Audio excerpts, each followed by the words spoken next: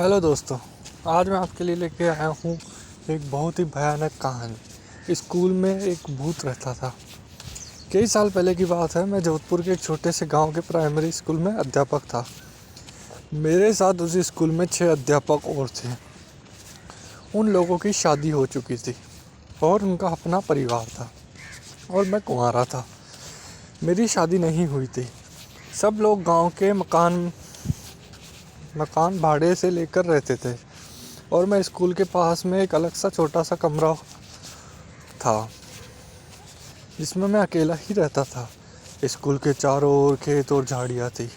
School गांव से थोड़ी दूरी पर थी। स्कूल में बिजली भी नहीं थी और मैं अकेला अपने कमरे में लालटेन जला के खाना बनाता और खाकर सो जाता।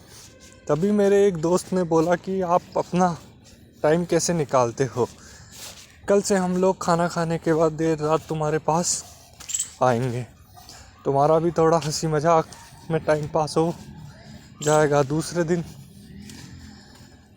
ही दिन से छुट्टी होने के बाद घर जाकर खाना बना के अनुसार मित्र रात 10 बजे मेरे घर आए। हम लोग बात करने लगे। थोड़ी रात बीत गई, तभी हमारे एक मित्र ने कहा कि यहाँ पर ना तो बिजली है ना ही टीवी। हम लोग बैठकर यहाँ पर क्या करेंगे, चलो आज थोड़ी मस्ती करते हैं। दूसरे मित्र ने बोला हम अपने साथ ताश के पत्ते लाए हैं, चलो खेलते हैं। और हम धीमी लालटेन को जलाकर उसके सामने बैठकर ताश खेलना चालू कर दिया। थोड़ी देर बाद गर्मी लगने तो हमने सारी खिड़कियाँ खोल दी। अच्छी हवा आने लगी और हम लोग ताश पत्ती खेलने लग गए। तभी हमारे तीसरे मित्र ने बोला कि हमारे पास बीड़ी और माचिस भी है, बोलो तो बीड़ी सुलगाएं। हम लोगों ने बोला क्यों नहीं। तो हमारे मित्र ने 4 बीड़ी जलाई। सबने एक एक बीड़ी अपने हाथ में ले ली। तभी एक मित्र बोला अरे भाई मुझे तो पिलाओ।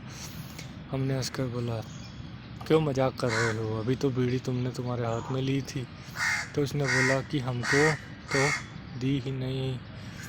हमको लगा कि हम मजाक कर रहे हैं और हमने बात हंसी में टाल दी। दूसरे दिन मेरे मित्र लोग फिर से घर आए और बीड़ी ताश के पत्ते खेलने लगे। सिलसिला वही देर रात तक चलता रहा। तभी मुझे खिड़की से कोई लंबा सा व्यक्ति अंदर आते हुए और मेरी बीड़ी लेकर चला गया। तब तो मेरे होश ही उड़ गए, लेकिन चेहरा दिखाई नहीं दिया क्योंकि बाहर अंधेरा था। अंदर लालटेन धीमी जल रही थी।